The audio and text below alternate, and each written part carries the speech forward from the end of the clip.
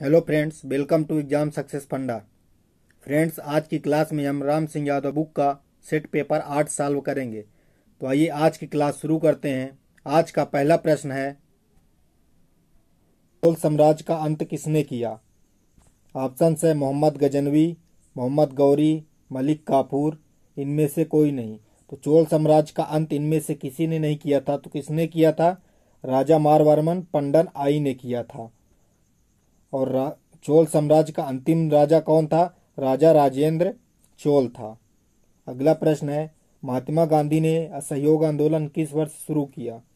1920 में, 1919 में, 1922 में, इनमें से कोई नहीं। तो महात्मा गांधी ने असहयोग आंदोलन 1920 में शुरू किया था। 1919 में क्या हुआ था? 1919 में जलियांवाला बाग हत्याकांड और रोलेट एक्ट दोनों हुआ था। ऑस्ट्रेलिया की राजधानी क्या है? सिडनी, कैनबरा, तस्मानिया, इनमें से कोई नहीं। तो ऑस्ट्रेलिया की राजधानी कैनबरा है। ऑप्शन बी सही। अगला प्रश्न, निम्न में से कौन सा जीव सबसे प्रथम अंतरिक्ष में भेजा गया?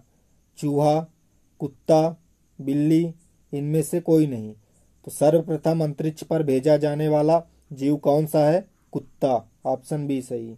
अगला प्रश्न है, भारत के द्वारा बनाया गया यूएवी का नाम क्या है? उड़ान, निशांत, मैत्री, इनमें से कोई नहीं। तो ऑप्शन बी सही होगा, निशांत। यूएवी एक लड़ाकू विमान है। अगला प्रश्न, फतेहपुर सीकरी में इबादत खाना किसने बनवाया था? औरंगजेब ने, शाहजहां ने, जहांगीर ने, अकबर ने। तो फतेहपुर सीकरी में इबादत खाना किसने बनवाया था? अकबर ने। ऑप्शन डी सही। अगला प्रश्न है, किसी सांकेतिक भाषा में यदि CHAIR को EJCKT लिखा जाए तो उसी सांकेतिक भाषा में LIGST को कैसे लिखेंगे? यहाँ पे C के लिए कोडिंग क्या है? 3, H के लिए कोडिंग है 8, A के लिए कोडिंग है 1, I के लिए कोडिंग है 9 और R के लिए कोडिंग है 18। इसी प्रकार से इधर भी लिखा है, E के लिए कोडिंग है 5, J के लिए 10, C के लिए 3, K के लिए 11 और T के लिए 20। तो यहाँ क्या किया है? 2 बढ़ा के लिखा है। तो यहाँ भी ऐसे करेंगे। L का 12, तो अगर 2 जोड़ेंगे तो 14। इसमें भी है, ऑप्शन डी में और बी में भी है। तो A और B तो कट गए, अब बचे B और D। I के लिए कोड I का 9 है, 9 2 11 यानी के। ऑप्शन बी सही होगा, NKIJ भी। अगला प्रश्न है, निम्नलिखित प्रश्न का सार्थक क्रम लिखना है। शब्द, अनुच्छेद या पैराग्राफ, वाक्य, वर्णाक्षर, पाठ। तो इसका सही क्रम क्या होगा? इसका सही क्रम होगा, पहले वर्णाक्षर आता है, उसके बाद शब्द, उसके बाद बनता है वाक्य, वाक्य से बनते हैं पैराग्राफ या अनुच्छेद, फिर बन जाता है पाठ। ऑप्शन सी सही होगा। अगला प्रश्न है, N की माँ M है, M O की बहन है तथा P M का पति है। तो P N का क्या लगता है? देखते हैं इसको।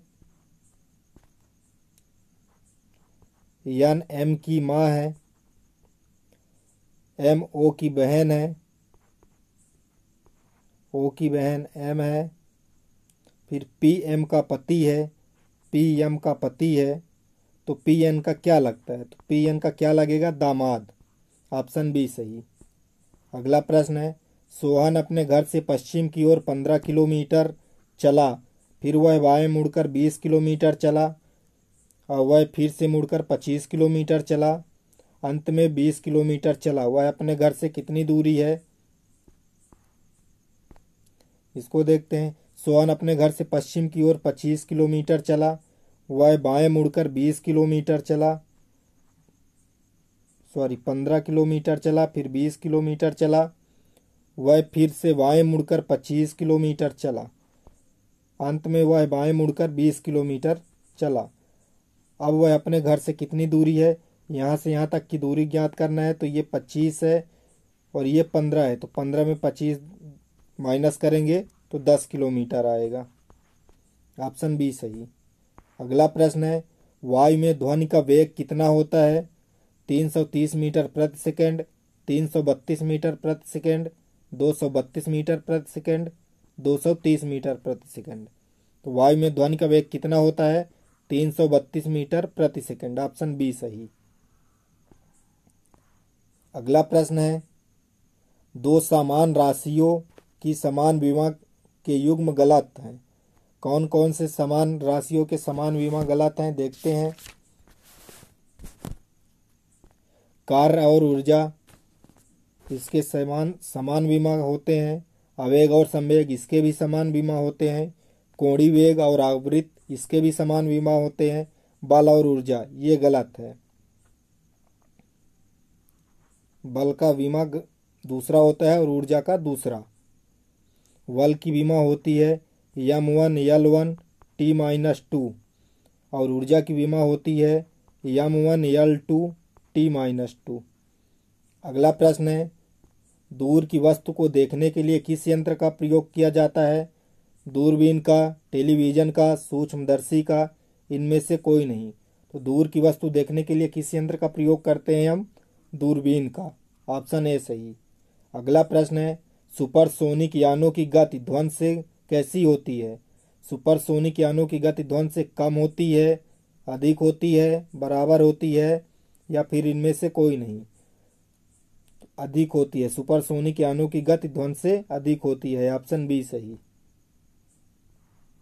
अगला प्रश्न है, सूर्य में कौन सा तत्व अधिकता में पाया जाता है? Hydrogen, helium, silicon, oxygen. सूर्य में सबसे ज़्यादा कौन सा तत्व पाया जाता है? ऑप्शन ए सही, हाइड्रोजन सबसे अधिक मात्रा में पाया जाता है। अगला प्रश्न है, तीन समान भार ABC जिसके प्रत्येक के द्रव्यमान 1 किलोग्राम है, सामने चित्र की भांति एक घर्षण रहित स्थिर घिरनी में गुजरती है, डोरी से बंधे हैं। ABC को जोड़ने वाली डोरी में तनाव होगा, तो कैसा तनाव होगा? 0 होगा, 13 न्यूटन होगा, 3.3 न्यूटन होगा, 33 न्यूटन होगा। तो इसका सही ऑप्शन बी है, 13 न्यूटन। अगला प्रश्न है, बल का MKS पद्धति में मात्रक बताना है। बल का MKS पद्धति में मात्रक क्या होता है? न्यूटन, पाउंडल, डाइन या फिर वाट। तो बल का MKS पद्धति में मात्रक न्यूटन होता है। अगला प्रश्न, किसी वस्तु का वेग इसके प्रारंभिक वेग का दुगुना हो जाए तो गतिज ऊर्जा कैसी होगी? आधी होगी, समान होगी, दोगुनी होगी, 4 गुनी होगी। यदि किसी वस्तु का वेग इसके प्रारंभिक वेग का दुगुना हो जाए तो गतिज ऊर्जा कैसी होगी? 4 गुना होगी।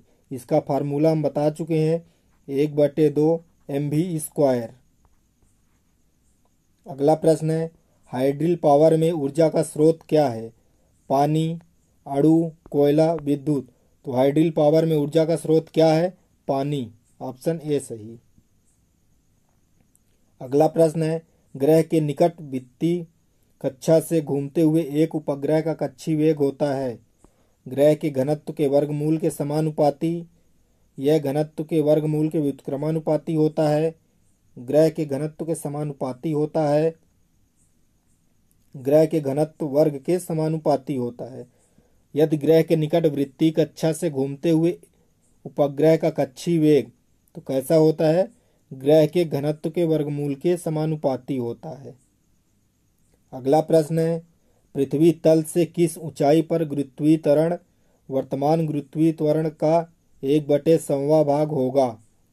ऑप्शन हैं 0.576 मीटर, अगला ऑप्शन 5.76 मीटर, फिर 5.76 गुणे 10⁻6 मीटर, ऑप्शन डी 7.6 गुणे 10⁻6 मीटर। अगर पृथ्वी तल से किस ऊंचाई पर गुरुत्वीय त्वरण मान वर्तमान गुरुत्वीय त्वरण 1/100 होगा, तो इसका सही आंसर होगा ऑप्शन डी 57.6 गुणे 10⁻6 मीटर। अगला प्रश्न है, भूकंप मापने का यंत्र। भूकंप मापने का यंत्र क्या है? रिएक्टर, सिस्मोग्राफ, लेक्टोमीटर या हाइग्रोमीटर। तो भूकंप मापने का यंत्र क्या है? सिस्मोग्राफ।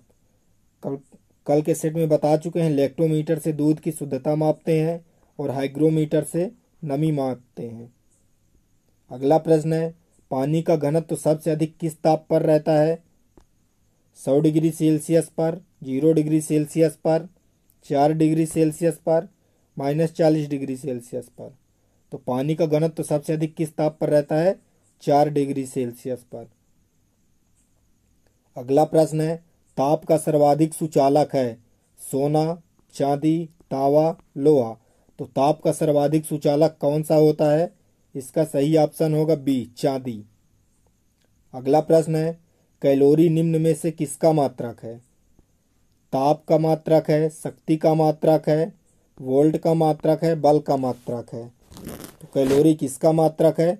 कैलोरी ताप का मात्रक है। और शक्ति का मात्रक क्या होता है? शक्ति का मात्रक वाट। वोल्ट किसका मात्रक है? विद्युत विभव का मात्रक है।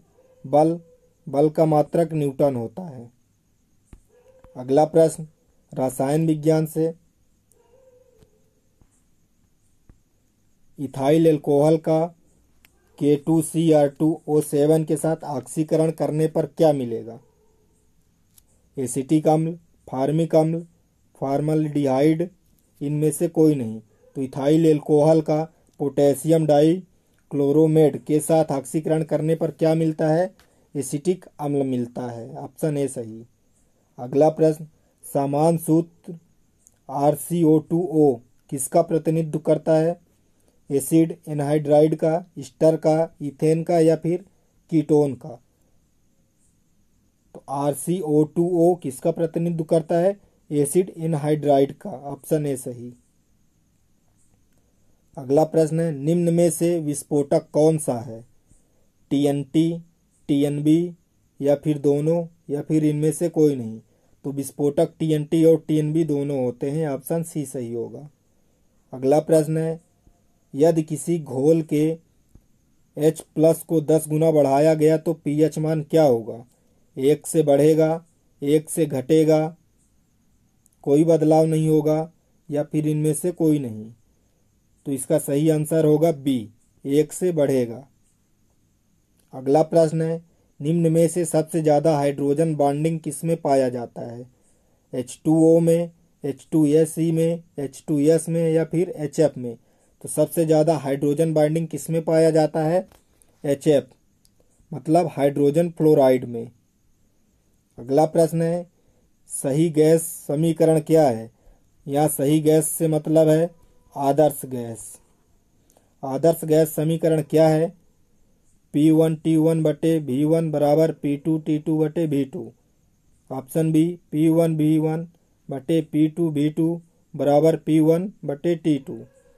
ऑप्शन सी, V1V2/T1T2 बराबर P1P2।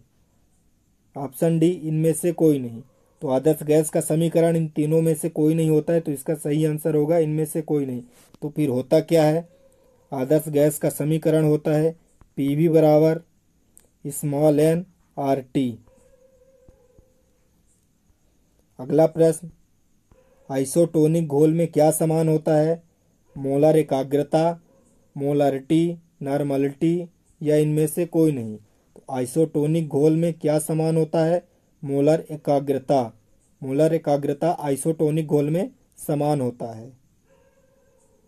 अगला प्रश्न, अभिक्रिया दर तथा अभिक्रिया रचना में संबंधित रसायन विज्ञान की शाखा क्या कहलाती है? विश्लेषण रसायन, रासायनिक बलगत, थर्मोरसायन, इनमें से कोई नहीं? तो इसका सही आंसर होगा रासायनिक बलगत ही होगा। अभिक्रिया दर तथा अभिक्रिया रचना से में संबंधित रसायन विज्ञान की शाखा रासायनिक बलगत कहलाती है। अगला प्रश्न है, पिक्रिक एसिड का रासायनिक नाम क्या है? 2,4,6 ट्रेनाएट्रोफिनोल, ट्रेनाएट्रोटोलिन, ट्रेनाएट्रोएनिलीन, इनमें से कोई नहीं? तो इसका सही आंसर होगा ऑप्शन ए, 2,4,6 ट्रेनाएट्रोफिनोल। अगला प्रश्न है, पेशाब में शक्कर या ग्लूकोज का पता लगाने के लिए किस प्रतिकर्मी का उपयोग होता है? टोलेंस का, वेयर्स का, ब्रेडीज का, फिलिगन्स का? तो पेशाब में ग्लूकोज का पता लगाने के लिए ब्रेडीज प्रतिकृति का उपयोग किया जाता है। ऑप्शन सी सही। आज की क्लास में बस इतना ही। अगली क्लास में हम मिलते हैं अगले सेट के साथ। तब तक आप हमारे साथ बने रहिए। अगर आपको हमारी क्लास पसंद आई हो तो हमारी क्लास को लाइक, शेयर और सब्सक्राइब करिएगा। जय हिंद, जय भारत।